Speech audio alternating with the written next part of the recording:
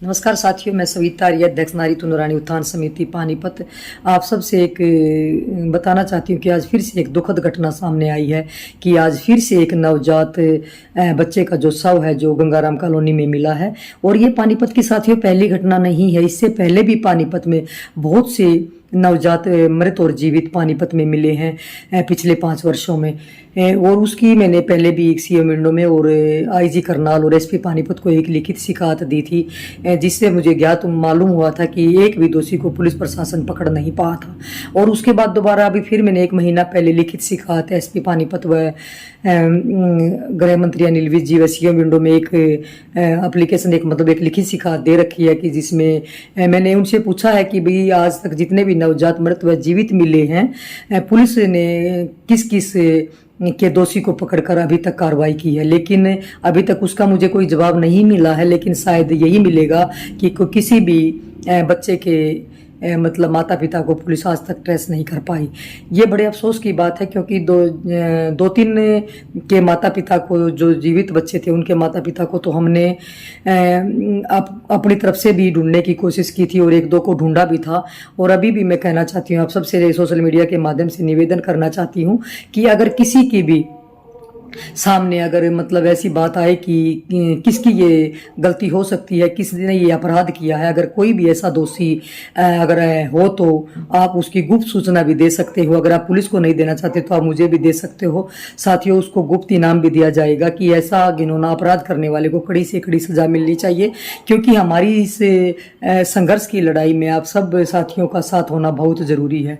क्योंकि आप सबको मालूम ही है कि मैं बच्चियों की लड़ाई लड़ने के लिए ही सामाजिक क्षेत्र में बाहर आई थी और समाज सेवा में जो मेरा पहला कदम था वो एक छोटी बच्ची की लड़ाई के लिए ही था। तो उन्हीं बच्चियों की लड़ाई जो है आज भी हम लड़ रहे हैं। तो साथियों, मैं आपसे निवेदन करना चाहती हूँ कि जो भी साथी अगर ऐसा घिनौना अपराध करने वाले का पता बताएगा तो उसको उचित इनाम भी दिया जाएगा और उस पर कड़ी से कड़ी कार्रवाई करवाने की कोशिश भी की जाएगी। साथियों, ये ममता को शर्मसार करने वाली घटना है और ये बहुत ही जघन्य अपराध है कि किसी बच्चे को गर्भ में मरवा देना या उसको जन्म देके उसको मरने के लिए फेंकना या उसको मार के फेंक देना, ये बहुत ही जघन्य अपराध है। हम ऐसे घिनौने पाप का जो दोषी है वो बख्शा नहीं जाना चाहिए, चाहे वो महिला चाहे वो पुरुष। पता नहीं उसकी क्या मजबूरी होगी उस माँ की, या जो अपने बच्चे को इस तरह से मरने के लिए फेंक देती है। लेकिन मैं महिलाओं से भी कहना चाहती हूँ कि आप महिला आप ऐसी जागरूक बनो कि जिस तरह घिनौना काम करने की बजाय आप उस दरिंदे को दुनिया के सामने लाओ जिसने वो पाप किया है। अगर आपसे कोई गलती हुई है या किसी ने आपके साथ जबरदस्ती की है या किसी ने भी ऐसी घटना को अंजाम दिया है तो उस दरिंदे को दुनिया के सामने आना चाहिए जिसने वो पाप किया। वो आप अकेली पाप की भागीदार क्यों बनती हैं और अकेली आप दोषी क्यों बनती हैं? तो मैं कहना चाहती हूँ, और अगर आपकी मर्जी से अगर कुछ हुआ तो उस बच्चे का क्या कसूर है? मैं आपसे कहना चाहती हूँ कि इस तरह से बच्चों को मरने के लिए क्यों फेंका जाता है। और मैं पुलिस प्रशासन से भी कहना चाहती हूँ, मीडिया के माध्यम से भी और सोशल मीडिया के माध्यम से भी पुलिस से निवेदन करना चाहती हूँ कि ऐसे दरिंदे को जो अपने बच्चे को जन्म देने से पहले उसको मरने के लिए फेंक देते हैं उन पर कड़ी से कड़ी कार्रवाई होनी चाहिए।